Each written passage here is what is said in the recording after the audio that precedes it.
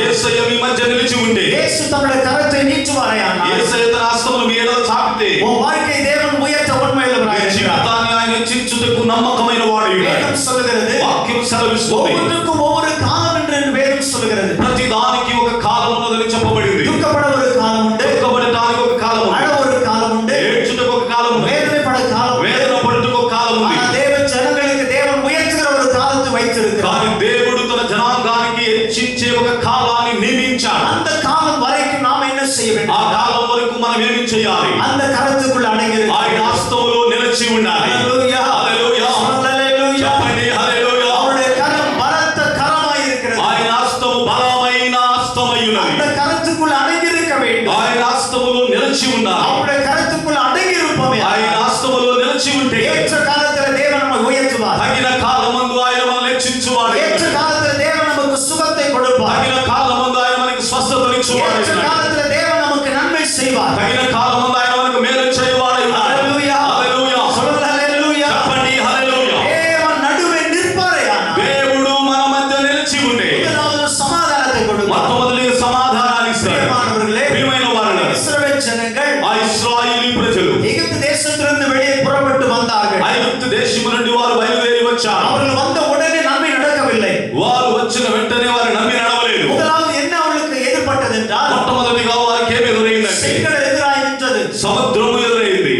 செங்கடல் எதிராய் ఎర్ర இருந்தது. సముద్రం వారికి ఎదురుగా నిలువబడినది. பின்னாடி திரும்பவும் எகிப்து சேனை கடந்து வந்தது. వెనక ఐగుప్తు సైన్యము వారిని వెంబడిస్తున్నది. ஆனால் எகிப்து சேனையை கண்டார்கள் ஒழிய, వారు ఐగుప్తు సైన్యమును చూచారే తప్ప, மோசேயை கண்டார்கள் ஒழிய, మోషేనే చూచారు తప్ప, செங்கடலை கண்டார்கள் ஒழிய, ముందుగా ఉండిన సముద్రాన్ని சூழ்நிலைகளை చూచారు, கண்டார்கள் ஒழிய, పరిస్థితులను చూచారే తప్ప. வேதம் சொல்லுகிறது, వాక్యం చెప్తుంది, அவர்களை நடத்துகிற தேவ ஆவியானவர்கள் காணாமல் இருந்தார்களாம். వారిని నడిపించిన దేవుని ఆత్మను దేవుని వారు చూడలేకుండా ఉన్నారు. பிரியமானவர்களே, ప్రియమైన వారులారా, தேவன் நம்மோடு கூட இருக்கிறார். దేవుడు మనతో కూడా ఉన్నాడు. அவர் நம்ம மத்தியிலே இருக்கிறார். ఆయన మన మధ్య ఉన్నాడు. இந்த உலகத்தின் சகல நாட்களிலும் ఇదిగో లోకం యొక్క ముగింపు వరకు, முடியும் వరకు ముగింపు వరకు நான் உங்களுடனே கூட இருக்கிறேன் నేను என்றார். మీతో కూడా ఉంటానని చెప్పాడు. ఆయన இருப்பேன் அல்ல, ఉంటానని చెప్పలేదు, இருக்கிறேன் என்று சொன்னார். ఉన్నాను అని చెప్పాడు. இருப்பேன் என்றால் நெகட்டிவ். ఉన్నాను అంటే అది నెగిటివ్. நான் உங்களோட கூட இருக்கிறேன் என்றால் அது பாசிட்டிவ். ఆయన ఉన్నాను అంటే అది పాజిటివ్. எத்தனை பேர் ஒரு கர்த்தர் இருக்கிறார்? ఎంత మందిలో ఆయన ఉన్నాడు? கரங்களை உயர்த்தி ஹல்லேலூயா சொல்லுவோம். హల్లెలూయా చెప్పండి. ஹல்லேலூயா. హల్లెలూయా. தேவனை அவர்கள் காணவில்லை. ఓ దేవుని వారు చూడలేదు, செங்கடலை பார்த்தார்கள். సముద్రమును చూచారు. நீங்கள் வீட்டுக்கு சென்று 114 சங்கீதத்தை வாசித்து பாருங்கள். మీరు ఇంటికి వెళ్ళి 114వ కీర్తన మీరు చూడండి. இஸ்ரவேல் ஜனங்கள் வந்த பொழுது ఇశ్రాయేలీయుల ప్రజలు వచ్చినప్పుడు செங்கடலிடத்தில் வந்தார்கள். సముద్రం ఎదుగు వచ్చారు. ஆனால் ஜனங்கள் எதை கண்டார்கள் என்றால் எகிப்தியருடைய சேனையை ఆ கண்டார்கள். దినాన ప్రజలు ఎవరిని చూశారంటే ఐగుప్తు సైన్యమును చూచారు. ஆனால் வேதம் என்ன சொல்கிறது என்றால், ఈ వాక్యం ఏం చెప్తుందంటే கடல் கண்டது, ఓ సముద్రము చూచింది, குன்றுகள் கண்டது. குன்றுகள், மலைகள், ఆ కొండలు చూచాయి. இவை எல்லாம் கர்த்தரை கண்டது. ఇవన్నీ దేవుని చూచాయి. சர்வ சிருஷ்டியும் சர்வ சிருஷ்டிகளை கண்டது. సర్వ సృష్టికర్తను தான் చూచింది. சிருஷ்டித்த ஜனங்கள் பார்க்கவில்லை அவரை. తాను సృష్టించిన ప్రజలు ఆయనను చూడలేదు. இன்றைக்கு நம்முடைய கண்கள் திறக்கப்பட ఈ வேண்டும். రోజు మన కన్నులు తెరవబడాలి. ஹல்லேலூயா. హల్లెలూయా. நமக்கு எதிராக செங்கடல் இருக்கலாம், మీకు ఎదురుగా సముద్రం ఉండవచ్చు, அடைக்கப்பட்டிருக்கலாம். ఒకవేళ అది మూయబడి ఉండొచ్చు. அதே இடத்தில் ஆண்டவர் என்ன சொல்றார்? అదే స్థలములో దేవుడే చెప్పాడు. தேவன் நின்று கொண்டார். దేవుడు నిలిచాడు. என்று ஒரு வார்த்தை சொன்னார். ఆయన నిలిచి ఒక మాట చెప్పాడు, நீங்கள் நின்று கொண்டு మీరు నిలిచి ఉండి இன்றைக்கு ఈ రోజున தேவன் உங்களுக்கு செய்யும் ரட்சிப்பை பாருங்கள். దేవుడు మీకు కలిగించు రక్షణను చూడండి. ரட்சிப்பை பாருங்கள். రక్షణను చూడండి, நின்று கொண்டு பாருங்கள். నిలిచి చూడండి అన్నాడు. ஹல்லேலூயா. హల్లెలూయా. தேவன் நம்மோடு கூட இருக்கிறார். దేవుడు మనతో కూడా ఉన్నాడు. அதை விசுவாசிக்க வேண்டும். అది విశ్వాసం ఉంచాలి. அது நம்முடைய இருதயத்துக்குள்ள இருக்குமே, అది మన హృదయములో ఉంటే தேவன் சமாதானத்தை கொடுப்பார். దేవుడు సమాధానాన్ని ఇస్తాడు. கரத்தினால நன்மைகளை செய்வார். ఆయన హస్తము ద్వారా మేలులు చేస్తాడు. செங்கடலை பிளப்பார். సముద్రమును పాయలు చేస్తాడు. ரெண்டு தூணாய் நிற்க செய்வார். అది రెండు గోడలుగా నిలబెడతాడు. வெட்டாந்தரையிலே நடக்க செய்வார். ఆరిన నేల నడిపింపజేస్తాడు. பிரியமானவர்களே, ప్రియమైన వారు, நாங்கள் கடந்த நாட்களில் மழை நாட்களில் இங்கு இருந்தோம். గత కాలంలో వర్షపు దినాలలో మేము ఇక్కడ ఉన్నాం. நமக்கு இன்னும் மழை பெய்து கொண்டுதான் இருக்கிறது. ఇంకా వర్షం పడుతున్నట్టు ஆனால் మనకు இங்கே అనిపిస్తుంది. நனைந்த பூமி அப்படியே நனைந்து கொண்டுதான் இருக்கிறது. అయితే తడిచిన భూమి అలాగే తడిచి ఉన్నట్టు కనబడుతున్నది. நீங்களும் நான் நடந்து கொண்டுதான் போய்க்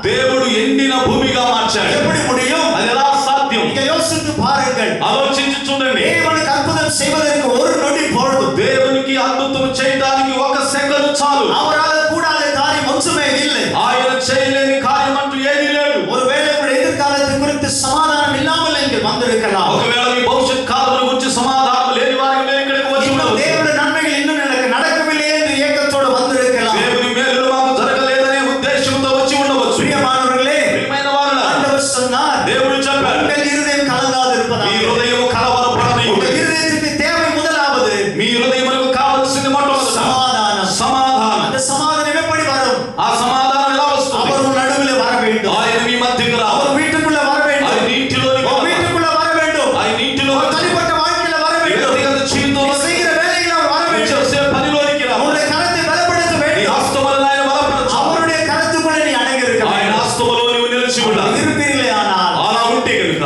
ஏற்ற வேளையிலே తగిన కాలమందు உங்களை உயர்த்தவும் మిమ్మల్ని హెచ్చించును, உங்களை మిమ్మల్ని ஆசீர்வதிக்கவும் ఆశీర్వదించును. பலத்த கிரியை நடப்பிக்கும். ఆయన బలమైన హస్తము కార్యములు చేస్తుంది. ஹalleluya. హల్లెలూయా. ஹalleluya. చెప్పండి హల్లెలూయా. சீஷர்கள் அன்றைக்கு இயேசுவோடு கூட இருந்தபோது பேதுருவும் శిష్యులు యేసయ్యతో ఉండినప్పుడు పేతురు சின்ன மீன்களை தான் பிடித்தார்கள். చిన్న చేపలనే పట్టారు. ஆனால் ఉயிర్తెழுந்த பிறகு కానీ పునరుద్ధానుడైన அதே తరువాత இயேசு மறுபடியும் சந்தித்தார். అదే యేసయ్య మరలా వారిని కలిశాడు. பெரிய பெரிய மீன்களை தேவன் கொடுத்தார். గొప్ప గొప్ప చేపలను దేవుడు వారికి ఇచ్చాడు. பிரியமானவர்களே, ప్రియమైన వారులారా, ஆதி நாட்களில் தேவன் செய்த நன்மைகள் இன்றைக்கும் செய்ய வல்லவராய் ఆది కాలంలో దేవుడు చేసిన మేలులు ఇప్పుడు చేయడానికి ఆయన చాలిన వాడై ఉన్నాడు. ஆபிரகாமுக்கு செய்தது போல நமக்கு செய்ய மாட்டார். అబ్రహాములకు చేసినట్లుగా దేవుడు ఇప్పుడు మనం చేయట్లేదు. இசாக்குக்கு செய்தது போல நமக்கு செய்ய மாட்டார். ఆ ఇస్సాకుకు చేసినట్లుగా అంత మాత్రమే దేవుడు మనకు చేయట్లేదు. யாக்கோபுக்கு செய்தது போல நமக்கு செய்ய மாட்டார். యాకోబుకు చేసినది మాత్రమే మనకు చేయబోతున్నాడు. அவர்களுக்கு செய்ததை பார்க்கிலும் தேவன் இரட்டத்திலே நம்மை ஆசீர்வதிப்பார். వారికి చేసిన దానికంటే రెండంతల రెట్టింపుగా దేవుడు మనకి చేయటకు శక్తి కలిగిన వాడైనా அதை நீங்களும் நானும் விசுவாசிக்கிறோம். అది మనము